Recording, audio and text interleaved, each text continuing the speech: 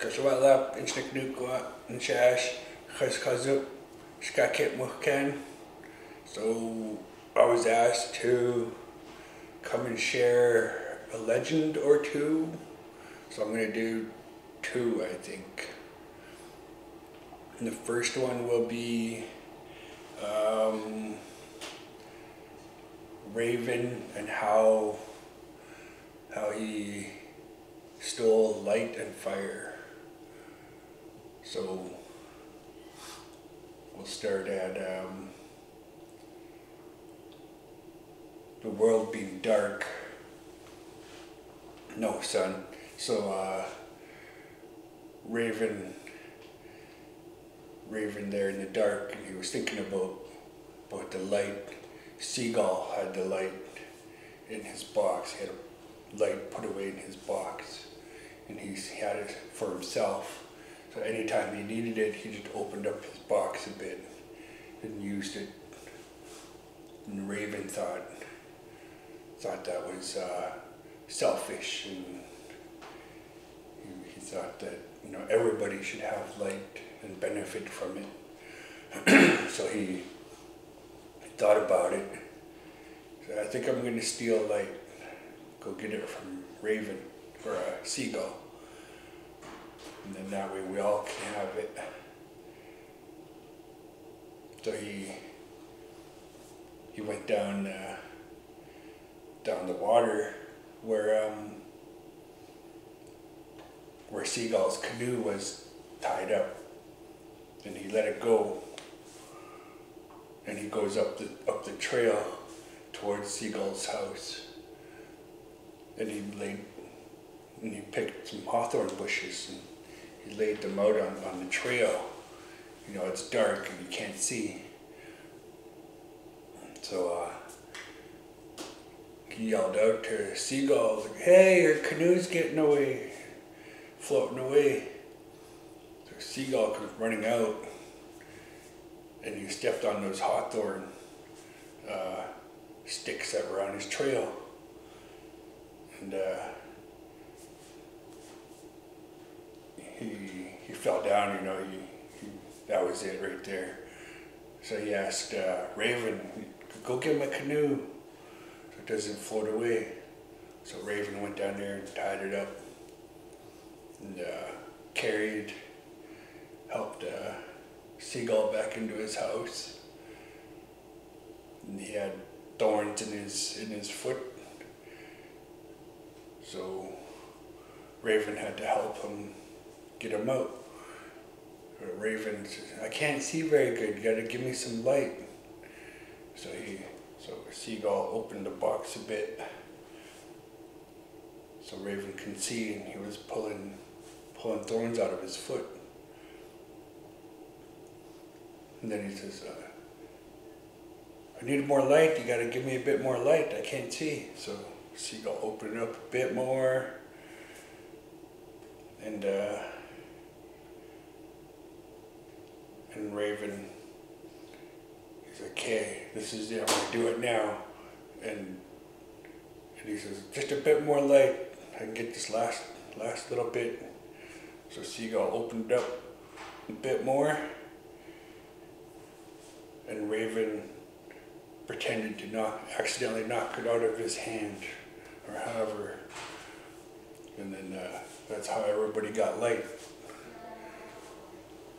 So, Seagull wasn't too happy about it. And Raven went home, he was chuckling, giggling. So he went home, back to his Ishkin. And, because he could see, he was putting on his face paint and his good coat of feathers and everything. And he was laying out on his Ishkin, looking over the land, because he could see now. So, day 2, same thing. Day 3, and again. But at the end of day 3, he saw smoke way down, coming up. He's like, "Oh, there's smoke down there." So on the fourth day, the next day, he did again, you know, he got all dressed up and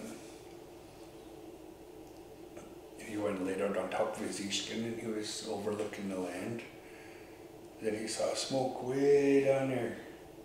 He's like, hey, there's smoke down there. I'm gonna go check it out. So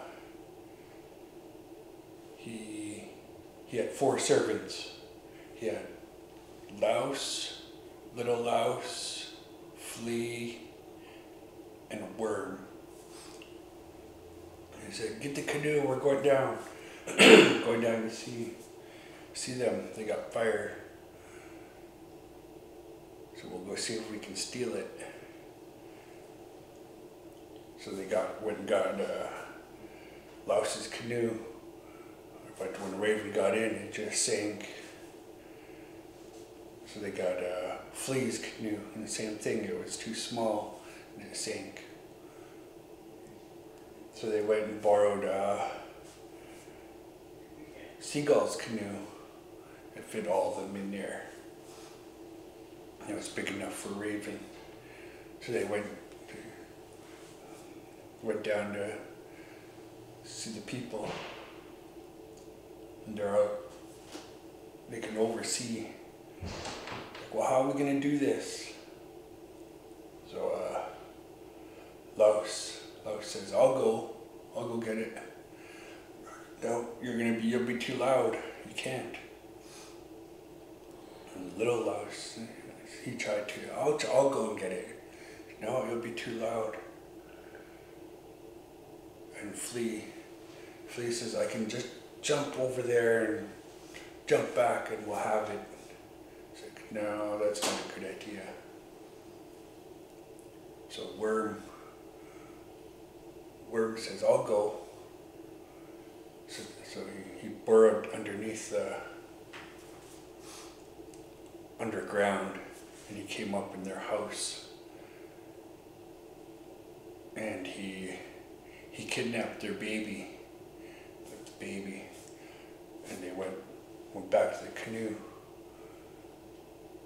And they were going back. And the people, they had powers. And they made it rain real hard so that they couldn't get back home, but they were still going.